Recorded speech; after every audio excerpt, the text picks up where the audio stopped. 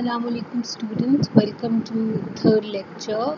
In the previous lecture we had discussed in details about chameleons and how they change color, and in this lecture we are going to discuss about the scientific method. As you know that there is a proper method that scientists they follow in order to conduct an experiment, or in order to come to a conclusion. Whenever science proves something, then scientists what they do is they follow a method, a proper defined method, which then ends up into becoming into a discovery, or a theory, or a fact, or something like that. So what is that method? This is called the scientific method. The name of the method the scientists follow to discover something is called the scientific method. So let's start today's topic. The scientific method is a special way that scientists find answers to their questions. The method can vary, and different scientists will have different ways to finding answers. The most important thing, however, is being consistent in your own method. So, scientific method is basically this defined, already defined method that the scientists they do follow. The way they follow this method can be different, but this is how the steps are going to be. And but the thing is, they can differ in the way they follow this method, but the most important thing is that they have to be consistent. Whatever method they use, in what way they use this method is going to be different, but they have to be consistent in it. So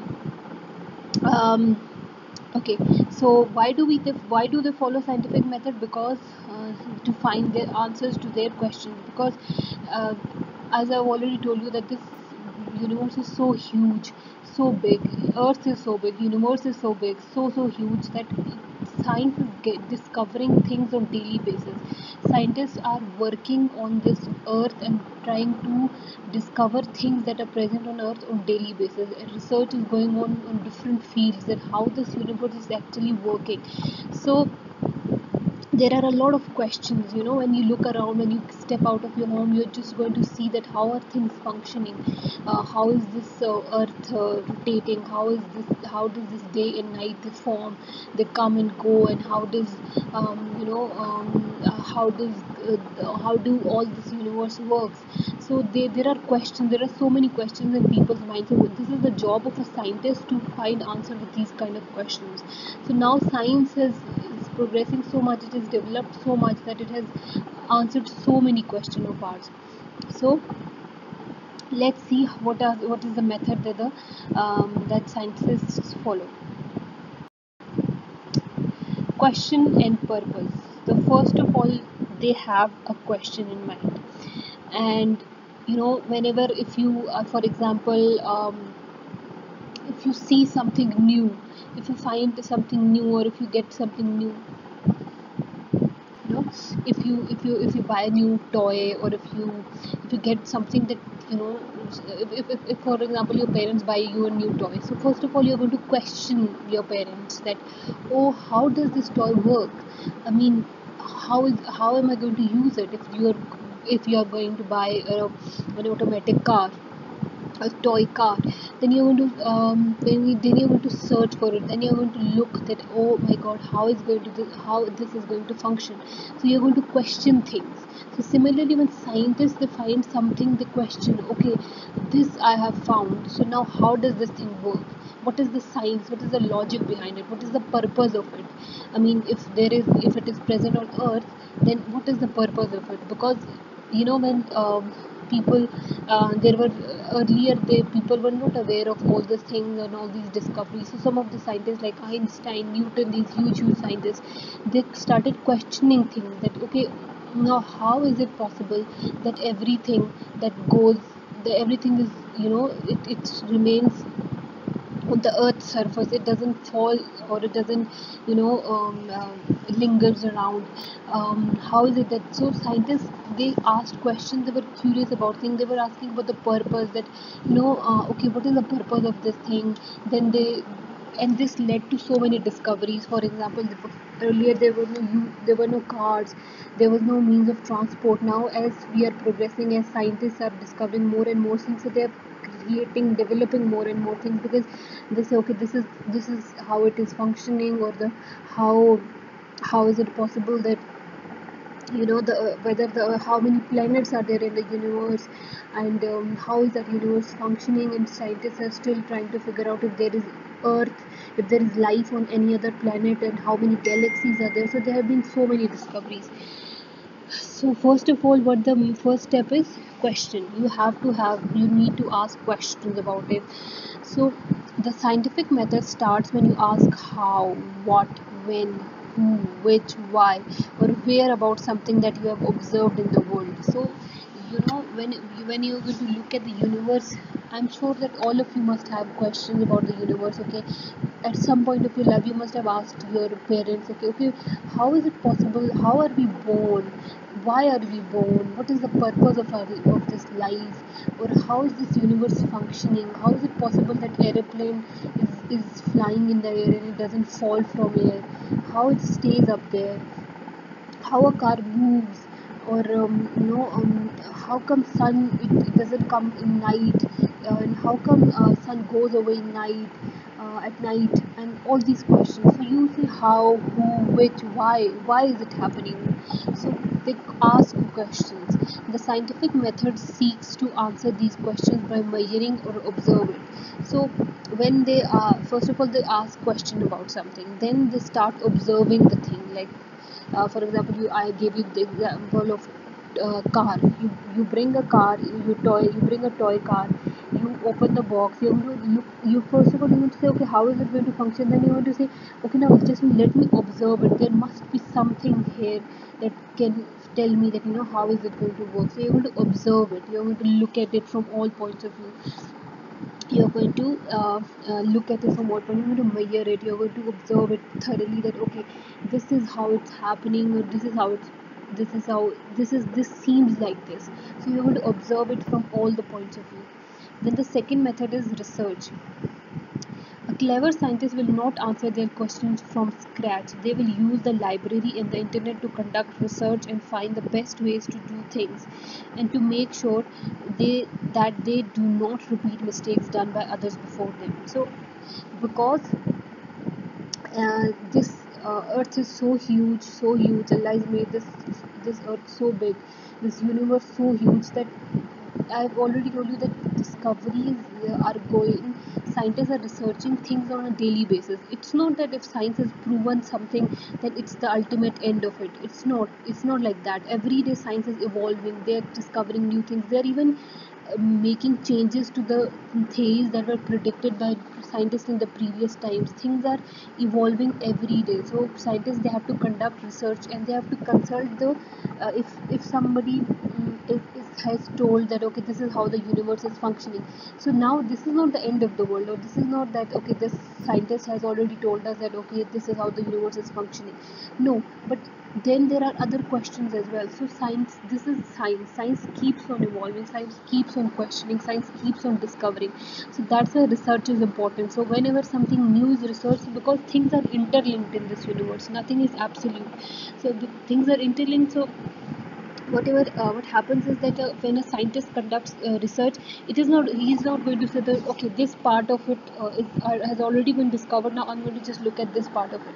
That's not how things work. You're going to see that, okay, you're going to say, look at uh, you're going to search for so you're going to start from the beginning. So for example, if you are bought a car, you're going to open the manual, and you're not just going to jump to straight away to the way how do this. So you are going to read the whole thing, that I have to put these kind of batteries in it, I have to put batteries over here, this is the button where it's it starts from, and everything. So scientists, they start from things from the scratch.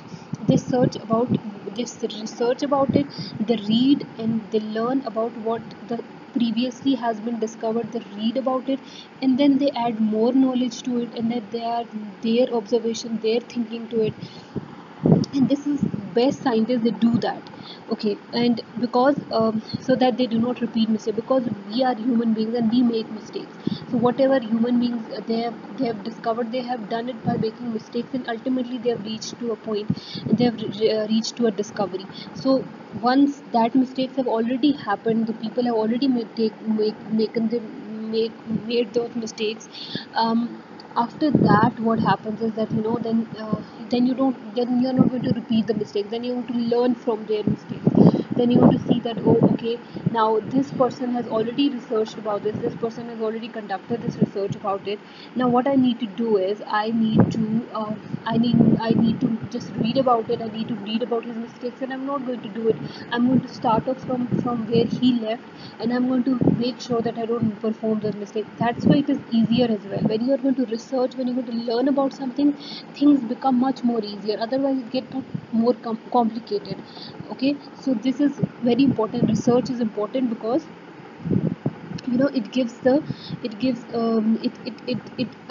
it helps scientists understand things, and they do not have to repeat mistakes that other people have done before them. Now the third step is hypothesis. When you make an educated guess about the outcome of a research, it is called a hypothesis. A hypothesis basically means prediction. You know, you are now you have questioned something, you have researched about it. Now you are going to say, okay, I think that if I do this, this is going to be the result, and if I don't do this, this is going to be the result. So you make kind of predictions in your mind when you have researched about something, when you're going to discover something, when you have asked the question, then you make a prediction about it, and then you're going to act upon that prediction. Then you're going to test that prediction. So like for example, okay, a scientist believe that, whenever okay, this how does water changes, what happens when water is boiled. So a scientist says that, okay, if I boil water, then it will change into steam. So this is a prediction. So now what he's going to do, how is he going to test his prediction? He's going to perform a practical test on that thing. So hypothesis is basically prediction, that okay, now I have researched about it, now this is the prediction that I'm making. I am thinking that this is how this thing is working. So it has an explanation of what you think will happen and why you think that will happen. So now you're just not going to predict like that. You have to give a reason that why do you think this thing is going to happen this way. If you are making a discovery, if a scientist believes that, okay, this is how research has happened already, but I think this thing can be done this way as well. So now you're going to give a reason, why do you think and how do you think will it happen. So these are the questions that you have to answer. So hypothesis must be stated in a way that can be easily measured. Measured means that you are going to give a practical approach to your thinking. You are going to practically, because science is about practicality, you have to do things with your hands practically. And so what you are going to do is, you are going to say that, oh, I have predicted this thing. Now what I need to do is, I need to perform a test, and I'm going to see that my prediction is true or false. So you have asked question, you have researched about it, you have predicted something. You're going to tell the reasons that this is, I think it happens this way, and you're going to tell the reason how do you think it is going to happen this way. So now what you're going to do, and you should be very clear in your mind with every aspect. You should not have doubts in your mind. This is very important, that when you have doubts in mind, then you cannot perform the things. Because when in order to measure something, in order to practically do something, then you need to be sure of what you are thinking, what you are saying, and what you're going to have all the things in mind, that okay, this is how I need this to do this, and this is how I'm going to perform this thing.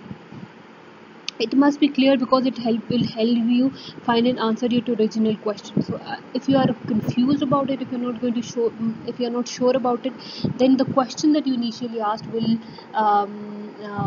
not be answered. So once, it's not easy to be, everybody cannot be a scientist. A scientist has a vision. A scientist has a reason to do things.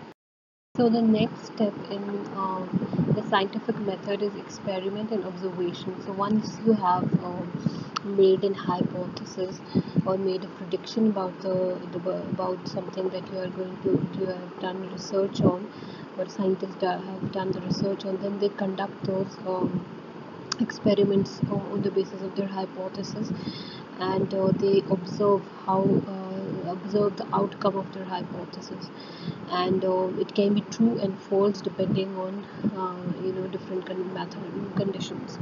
So if their hypothesis is true, then they say that okay, what we predicted was true, our hypothesis was correct. But if their experiment results is not according to what they predicted, then it's a false hypothesis. So this is called experiment and observation. An experiment is used to test your hypothesis is it true or false. The experiment must be a fair test. Fair test, which is when you change. What is a fair test? Which means that when you change only one condition or factor at a time while keeping all other conditions the same. So when a scientist performs a test or an experiment on something, he doesn't entirely change the whole process, or he doesn't change all the conditions of the experiment. He changes one factor at a time, and then he observes the results. That okay, if I change this condition, what is going to be the result of the outcome? Or what is going to be the outcome of, and if I change the other factor, then what is going to be the outcome? Because if we change the whole process, then the method, it doesn't do justice, it doesn't remain that way. So scientists, they do change one thing at a time, one factor at a time, and it is called variable. We are going to discuss it further in the further as we go along in this lecture. So experiments should be repeated several times to see if results will differ. So you don't conduct experiments once. Scientists, they conduct experiments a lot of times to check whether the results they differ, or the results they're getting are same every time they conduct an experiment. So that gives more accuracy to their experiment. Otherwise, if they have different results, then the accuracy is disturbed. So in order to get an accurate result, they have to conduct experiments again and again. So you can compare the results to your original hypothesis. So, and also, if you what and when you conduct a lot of experiments and you see that the results is coming the same, then you can say that okay, with surety, that okay, the hypothesis that I made was correct or it was incorrect. When the result is according to your according to what you predicted, then your hypothesis is correct, and it is your it it justifies your original hypothesis. But when it is incorrect, then you say that oh, I have my hypothesis is wrong, it's not correct. Then is analysis and conclusion. Once your experiment is complete, you must analyze the result. This will allow you to see if your hypothesis was true or false. If you find out that your hypothesis was false, then you need to make a new one and start over the scientific method. If you discover that your hypothesis was true, you will need to test it again, and just to make sure that there were no mistakes. So your predictions can be wrong and right. If they are correct, then then you can say that okay, whatever I predicted, whatever the scientists have predicted, that was correct, my hypothesis was correct, and you don't need to go through the process all over again.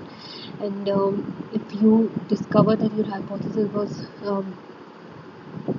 false, then you need to make a new one. You need to you need to change your hypothesis. You need to see that whatever you are predicting, or whatever reason that you are saying, there is some fault in that. So you need to change your hypothesis. You need to do more research about it, or you need to learn more about the things, or you need to change your hypothesis. So um, these are the 5 steps that scientists they use to perform any kind of to find any sort of method. This is called the scientific method, and it has 5 processes. Question: first of all, there's a question that has to be answered. Then scientists they conduct a research upon it. Then they form a hypothesis. Then they uh, conduct experiment over the hypothesis, and then they draw a conclusion from it, which can be correct, or which can be correct or false depending on the experiment. So this is the chain. The question propose a question, then research about it, then hypothesis, then experiment and observation, measurements, calculations, everything, then conclusion. So now let's see what is a variable. As I've told you in this uh, experiment and observation, that the experiment must be a fair test, which means that you need to change only one condition or factor at a time, while the other condition should be intact or should remain the same. So let's see what a variable is. Variables. A variable means things that change, or a factor that changes. A variable is a condition or factor that is a part of hypothesis or experiment. It can change or be changed. Experiments usually have many variables to consider. When conducting an experiment, it is important to change one variable at a time to avoid confusion. The best way to show the results of different variables is by using graphs or tables. So there is a there are different types of variables. For example, temperature. If the research is being conducted about, if a scientist conducts research about something, for example, it includes temperature, then temperature is a variable thing. Time is a variable quantity. All these things are variable. Speed is a variable quantity, that it doesn't remain the same, it changes. If you are going to measure the temperature of something, for example, if you are going to measure the temperature of a person who's not well, who's having fever, then the temperature is going to be different. But if you measure the temperature of a normal person, then the temperature is going to be different. And if you measure time, it is also different in different places, different areas. So these are variable quantities. So what scientists need to do is that they need to um, uh, they need to evaluate these variables, and they need to change one variable at the time. For example, if something includes time and temperature and speed and all these things at a time, then they need to change one. They need to either change the speed, or they need to either change temperature, or one factor at a time. These things are called variables. So, and the best way to show the results of these things is by using graphs or tables. So you need to draw graph. As you can see over here, there's a graph drawn on the board, and they're conducting a research, and they're showing the results on a graph, or in different types of tables, or in the form of pie charts, or different other things. Okay, so hey, let's vary the experiment. Let's see how, for example, these two kids, they are performing an experiment, and they're saying, this one is saying that, hey, let's vary the experiment. Let's see how long it takes to get a can to 0 degrees Celsius in icy water without salt. So great idea, he says. uh, and he says, next time we could test more than one soda in each, so that we can get average temperatures. So he says, great idea, Jason. So as you can see, the temperature over here is a variable, which can be changed, or it can be changed, or it can change or be changed. Like, you can also change it, or it can change on its own. So the temperature of two cans on a different conditions will be different. So they are saying that, if he's saying that, if I if, let's see that, if we can get a can to 0 degrees Celsius in an icy water without salt. So he says that, if I take a can of water, and if you observe that how long it takes a can to go to 0 degree in an icy water without salt, there's water present in salt. So he says, okay, fine, let's do this. Then he says, okay, now what we can do is, after conducting the experiment, he says that, now next time we're going to see more than one soda in each, so that we can average temperatures. So in order to conduct a research, we have to, I've already told you that you have to perform multiple experiments on multiple times, so that you get in you because it is normally like that you don't get the exact result every time you perform an experiment, so you get different results. So what the scientists do is, they they draw an average result out of it. So what is the average result? That is going to be the result out of it. So they conduct experiments on multiple times. So that's why he's saying that, let's conduct let's use more cans, so that we can get average temperature out of it, and that is going to be the temperature, because slightly the results differ every time you perform an experiment. So what other ways can you vary John's experiment? you do it using the same scientific method. So this is something that you need to think about, that they are performing an experiment, and what are the other ways that this they can change the results of the experiment, or they can vary their experiment. So this is something you need to think about. But this is an activity, you don't do this at now.